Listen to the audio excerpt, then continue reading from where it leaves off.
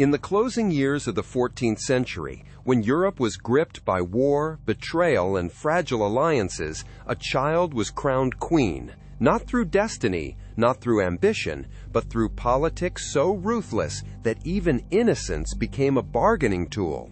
She was only 6 years old. Her name was Isabella of Valois, and her story is not one of fairy tales, but of power, survival, and a crown that came far too soon. The year was 1396. England and France had been locked in the long and bitter struggle known as the 100 Years' War, a war defined not only by battles, but by shifting alliances and desperate attempts at peace. On one side stood the aging and increasingly unstable Richard II, King of England. On the other, the powerful French monarchy, led by Charles VI of France, a ruler whose own grip on sanity was slipping. Both kingdoms were exhausted. Both needed peace. And so they turned to one of the oldest tools of diplomacy, marriage. But this would be no ordinary union. Instead of a mature queen or noblewoman, France offered a child. Isabella, the daughter of Charles VI, had barely begun to understand the world around her. She was still playing with dolls, still learning the rhythms of court life, still untouched by the expectations of adulthood. Yet, in a move that would echo across history, she was promised to a man nearly 3 decades older than her, King Richard II. To modernize, the arrangement feels shocking, even unthinkable. But in the medieval world, royal marriages were rarely about love. They were contracts, treaties wrapped in ceremony, designed to secure alliances and stabilize kingdoms.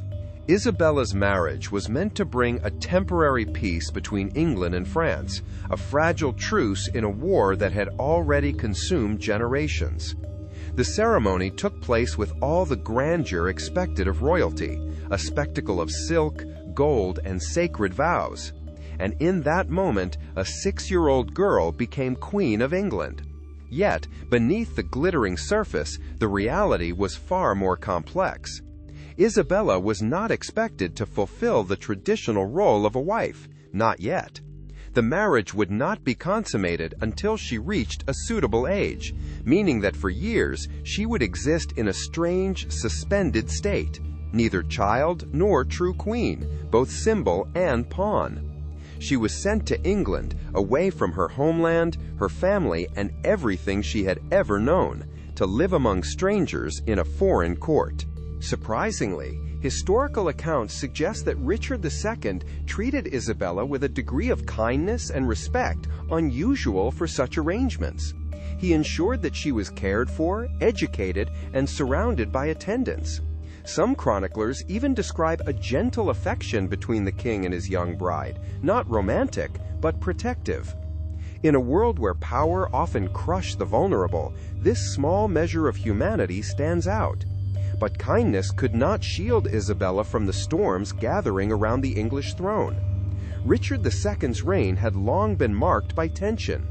His style of rule, often seen as authoritarian, had alienated powerful nobles. His decisions created enemies, and his reliance on a close circle of advisors deepened the divisions within his kingdom.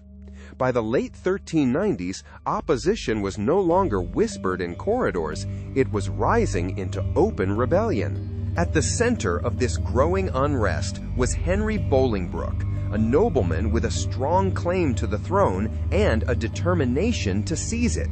In 1399, while Richard was in Ireland, Henry returned to England, gathering support and challenging the king's authority. What followed was swift and decisive. Richard was captured, forced to abdicate, and imprisoned. For Isabella, still only around 10 years old, the world she had barely begun to understand collapsed overnight. Her husband, the king, was no longer king. The crown that had defined her identity was stripped away. And in 1400, Richard II died under mysterious circumstances while in captivity, an event that has long been debated by historians. Was it starvation, murder, neglect? The truth remains uncertain, buried in the shadows of history. What is certain is that Isabella, the child queen, was now a widow before she had ever truly been a wife. Her position became precarious. No longer useful as a symbol of alliance, she was returned to France. The grand experiment of peace through her marriage had failed. The war between England and France would continue, reigniting the very conflict her union had been meant to pause. Back in France, Isabella's life did not simply fade into obscurity. Years later, she would marry again, this time to Charles, Duke of Orléans, a prominent French noble. But even this second marriage was touched by tragedy. Charles would later be captured by the English at the Battle of Agincourt and held prisoner for decades, leaving Isabella once again tied to the consequences of war and politics. And then, at just 19 years old, Isabella's story came to an abrupt end. She died in 1409, likely from complications related to childbirth. A life that had begun in royal splendor and political significance ended quietly, another casualty of the world she had never chosen to enter. So what are we left with, centuries later, when we look back at Isabella of Valois? A child turned queen, a queen turned widow, a symbol of peace that could not last. Her story forces us to confront the realities of medieval power, the way innocence could be sacrificed for strategy, the way lives could be shaped and shattered by decisions made in distant courts. She never ruled, she never wielded true authority, and yet her existence was central to the politics of two of Europe's greatest kingdoms. Perhaps the most haunting aspect of her story is not what happened, but what never had the chance to happen. Isabella never experienced a normal childhood. She never chose her path. She never even lived long enough to fully understand the role she had been forced to play. And yet, for a brief moment in history, she was Queen of England. Not because she earned it, not because she desired it, but because the world around her demanded it. In the grand narrative of kings and wars, her name is often a footnote.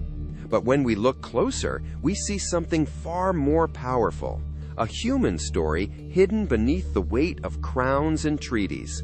A reminder that behind every political alliance, there are lives forever changed. Because sometimes the most important figures in history are not the ones who ruled, but the ones who were used. And here's the question that lingers long after her story fades into silence. Was Isabella of Valois a symbol of peace, or the price that peace demanded? What do you think? Was her marriage a necessary sacrifice for stability, or a tragic example of power gone too far? Type your thoughts below.